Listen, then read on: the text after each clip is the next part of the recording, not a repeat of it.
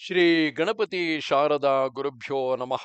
ಯತ್ರ ಯೋಗೇಶ್ವರ ಕೃಷ್ಣೋ ಯತ್ರ ಪಾರ್ಥೋ ಧನುರ್ಧರಃ ತತ್ರ ಶ್ರೀ ವಿಜಯ ಭೂತಿರ್ಧ್ರುವ ನೀತಿರ್ಮತಿರ್ಮಮ.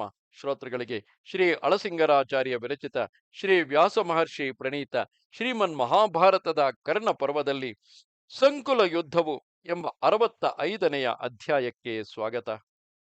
ಧೃತರಾಷ್ಟ್ರ ಮಹಾರಾಜ ಆಮೇಲೆ ಬಿಳಿ ಕುದುರೆಗಳನ್ನು ಕಟ್ಟಿ ಶ್ರೀಕೃಷ್ಣನಿಂದ ನಡೆಸಲ್ಪಡುತ್ತಿದ್ದ ಉತ್ತಮ ರಥದಲ್ಲಿ ಕುಳಿತು ಅರ್ಜುನನು ಯುದ್ಧಕ್ಕಾಗಿ ಮುಂದೆ ಬಂದನು.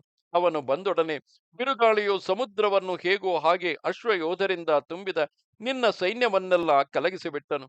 ಇದನ್ನು ನೋಡಿ ನಿನ್ನ ಮಗನು ಕೋಪಾವಿಷ್ಟನಾಗಿ ತನ್ನಲ್ಲಿದ್ದ ಅರ್ಧ ಸೈನ್ಯವನ್ನು ಸೇರಿಸಿಕೊಂಡು ಮುಂದೆ ಬಂದು ಅರ್ಜುನನು ಎಚ್ಚರ ತಪ್ಪಿದ್ದ ಸಮಯದಲ್ಲಿ ಯುಧಿಷ್ಠಿರನನ್ನು ಥಟ್ಟನೆ ಆವರಿಸಿಕೊಂಡು 73 ಕ್ಷುರಪ್ರಗಳನ್ನು ಏಕಕಾಲದಲ್ಲಿ ಅವನ ಮೇಲೆ ಪ್ರಯೋಗಿಸಿದನು. ಇದರಿಂದ ಯುಧಿಷ್ಠಿರನು ಕೋಪಗೊಂಡು 30 ಭಲ್ಲಗಳನ್ನು ದುರ್ಯೋಧನನ ಮೇಲೆ ಪ್ರಯೋಗಿಸಿದನು. ಇಷ್ಟರಲ್ಲಿ ಕೌರವರೆಲ್ಲರೂ ಧರ್ಮರಾಜನನ್ನು ಸೆರೆಹಿಡಿಯಲು ಓಡಿ ಬಂದರು.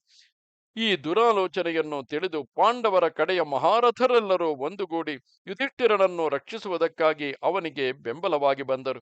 ಇಷ್ಟರಲ್ಲಿ ಯುಧಿಷ್ಠಿರನು ಚಿತ್ರಸೇನನನ್ನು ಬಾಣ ವರ್ಷಗಳಿಂದ ಮುಚ್ಚಿದನು. ಚಿತ್ರಸೇನನು ಕೋಪದಿಂದ ಅವನನ್ನು ಎದುರಿಸಿ ತಡೆದನು.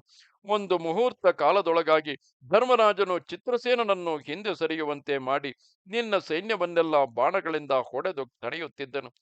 ನಿನ್ನವರೆಲ್ಲರೂ ದುರ್ಯೋಧನನನ್ನು ಮುಂದಿಟ್ಟುಕೊಂಡು ಯುಧಿಷ್ಠಿರನನ್ನು ಹೇಗಾದರೂ ಹಿಡಿಯಬೇಕೆಂದು ತಮ್ಮ ಸಮಸ್ತ ಸೈನ್ಯವನ್ನು ಹುರಿದುಂಬಿಸುತ್ತಿದ್ದರು. ಇದನ್ನು ಕಂಡು ನಕುಲ ಸಹದೇವರು ದೃಷ್ಟದ್ಯುಮ್ನನು ಯುಧಿಷ್ಠಿರನನ್ನು ರಕ್ಷಿಸುವುದಕ್ಕಾಗಿ ಅಕ್ಷೌಹಿಣಿ ಸೈನ್ಯವನ್ನು ಸೇರಿಸಿಕೊಂಡು ಧರ್ಮರಾಜನ ಬಳಿಗೆ ಬಂದರು. ಇಷ್ಟರಲ್ಲಿ ಭೀಮನು ಕೂಡ ಶತ್ರುಗಳ ನಡುವೆ ಸಿಕ್ಕಿಬಿದ್ದ ತನ್ನ ಅಣ್ಣನನ್ನು ರಕ್ಷಿಸುವುದಕ್ಕಾಗಿ ನಿನ್ನ ಕಡೆಯ ಮಹಾರಥರನ್ನು ಬಾಣಗಳಿಂದ ಧ್ವಂಸ ಮಾಡುತ್ತಾ ಬಂದನು. ಹೀಗೆ ಧರ್ಮರಾಜನ ಬೆಂಗಾವಲಿಗಾಗಿ ಬರುತ್ತಿದ್ದ ಪಾಂಡವ ಪಕ್ಷದ ಧನುರ್ಧಾರಿಗಳನ್ನೆಲ್ಲ ಕರ್ಣನು ದೊಡ್ಡ ಬಾಣವರ್ಷದಿಂದ ತಡೆಯುತ್ತಿದ್ದನು. ಈ ಕರ್ಣನನ್ನು ತಡೆಯುವುದಕ್ಕಾಗಿ ಪಾಂಡವ ವೀರರು ಬಾಣವರ್ಷಗಳನ್ನು ಕರೆಯುತ್ತಾ ಆನೆಗಳನ್ನು ಮುಂದೆ ಬಿಡುತ್ತಾ ಬಹು ಪ್ರಯತ್ನಗಳನ್ನು ಮಾಡಿದರು. ಕರ್ಣನನ್ನು ಕಣ್ಣಿಂದ ನೋಡುವುದಕ್ಕೂ ಅವರು ಅಸಮರ್ಥರಾದರು. ಕರ್ಣನೊಬ್ಬನೇ ಅವರೆಲ್ಲರನ್ನು ಬಾಣವರ್ಷದಿಂದ ತಡೆದನು.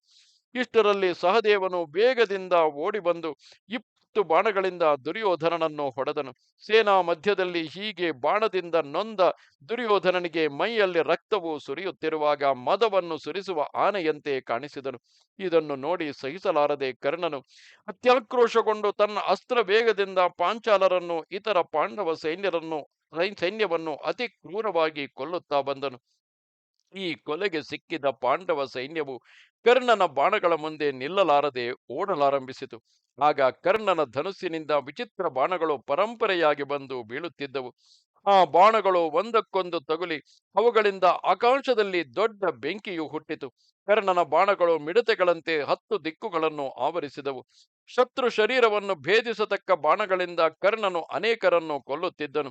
ರಕ್ತ ಚಂದನಾನುಲೇಪಿತಗಳಾಗಿ ಸುವರ್ಣ ರತ್ನಾಭರಣಗಳಿಂದ ಭೂಷಿತಗಳಾದ ತನ್ನ ತೋಳುಗಳೆರಡರಿಂದಲೂ ಕರ್ಣನು ತನ್ನ ಅಸ್ತ್ರಚಾತುರ್ಯವನ್ನೆಲ್ಲ ತೋರಿಸುತ್ತಾ ಬಾಣಗಳಿಂದ ಸಮಸ್ತ ದಿಕ್ಕುಗಳನ್ನು ಮಂಕುಗೊಳಿಸಿದುದಲ್ಲದೆ ಧರ್ಮರಾಜನನ್ನು ಬಹಳವಾಗಿ ನೋಯಿಸಿದನು.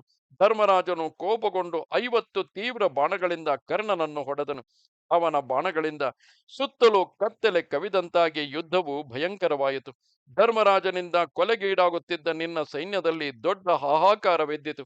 ವಿವಿಧ ಬಾಣಗಳು, ನಾನಾ ತರಹದ ಭಲ್ಲಗಳು, ಶಕ್ತಿಗಳು, ವೃಷ್ಟಿಗಳು, ಮುಸಲಗಳು ಈ ಮೊದಲಾದ ಆಯುಧಗಳು ಲೆಕ್ಕವಿಲ್ಲದಷ್ಟು ಬಂದು ನಿನ್ನ ಸೈನ್ಯವನ್ನು ಕೊಲ್ಲುತ್ತಿದ್ದವು. ರಾಜೇಂದ್ರ, ಅಷ್ಟೇಕೆ ಆ ಧರ್ಮರಾಜನು ಕೋಪಗೊಂಡ ದೃಷ್ಟಿಯಿಂದ ನಮ್ಮ ಸೈನ್ಯದಲ್ಲಿ ಯಾವ ಯಾವ ಕಡೆಯನ್ನು ನೋಡುತ್ತಿದ್ದನು ಅಲ್ಲಲ್ಲಿ ನಿನ್ನವರು ಅವನ ಕ್ರೂರ ದೃಷ್ಟಿಯಿಂದಲೇ ದಗ್ಧರಾಗಿ ಬೀಳುತ್ತಿದ್ದರು. ಇದನ್ನೆಲ್ಲ ನೋಡಿ ಸಹಿಸಲಾರದೆ ಕರ್ಣನು ನಾರಾಚ, ವತ್ಸದಂತ ಅರ್ಧಚಂದ್ರಾದಿ ಬಾಣಗಳಿಂದ ಧರ್ಮರಾಜನನ್ನು ಹೊಡೆಯುತ್ತಾ ಎದುರಿಸಿ ಹೋದನು. ಧರ್ಮರಾಜನು ಬಾಣಗಳಿಂದ ಕರ್ಣನನ್ನು ಹೊಡೆಯುತ್ತಿದ್ದನು. ಕರ್ಣನು ಅವೊಂದನ್ನು ಲಕ್ಷ್ಯ ಮಾಡದೆ ನಗುತ್ತಿರುವ ಹಾಗೆಯೇ ಚೆನ್ನಾಗಿ ತೀಡಿ ಹರಿತವಾದ ಬಾಣಗಳಿಂದ ಧರ್ಮರಾಜನ ಎದೆಗೆ ಗುರಿಯಿಟ್ಟು ಹೊಡೆದನು. ಇದರಿಂದ ಬಹಳವಾಗಿ ನೊಂದ ಯುಧಿಷ್ಠಿರನು ಹಾಗೆಯೇ ರಥವನ್ನೊರಗಿ ಕುಳಿತು ತನ್ನ ಸಾರಥಿಯನ್ನು ಕುರಿತು ರಥವನ್ನು ಹಿಂತಿರುಗಿಸಿಬಿಡು ಎಂದನು. ಇದನ್ನು ನೋಡುತ್ತಿದ್ದ ನಿನ್ನವರೆಲ್ಲರೂ ಜಯೋತ್ಸಾಹದಿಂದ ಹಿಡಿಯಿರಿ, ಹಿಡಿಯಿರಿ, ಬಿಡಬೇಡಿರಿ ಎಂದು ಧರ್ಮರಾಜನ ರಥವನ್ನು ಹಿಡಿಯಲು ನಾನಾ ಕಡೆಗಳಿಂದ ಓಡಿ ಬಂದರು. ಆದರೆ ಇಷ್ಟರಲ್ಲಿ 1700 ಮಂದಿ ಕೇಕೆಯರು ಪಾಂಚಾಲರು ಶಸ್ತ್ರಪಾಣಿಗಳಾಗಿ ಒಟ್ಟುಗೂಡಿ ಬಂದು ನಿನ್ನವರನ್ನು ತಡೆದು ಬಿಟ್ಟರು. ಇಷ್ಟರಲ್ಲಿ ಭೀಮ ದುರ್ಯೋಧನರಿಬ್ಬರು ಪ್ರಬಲ ಯುದ್ಧವನ್ನು ಆರಂಭಿಸಿದರು. ಇದು 65ನೆಯ ಅಧ್ಯಾಯವು. ನಮಸ್ತೆ ಶಾರದೆ ದೇವಿ, ಕಾಶ್ಮೀರ ಪುರವಾಸಿನಿ, ತ್ವಾಮಹಂ ಪ್ರಾರ್ಥಿಗೆ ನಿತ್ಯಂ, ವಿದ್ಯಾದಾನಂಚ ದೇಹಿಮೆ. ನಮಸ್ಕಾರ.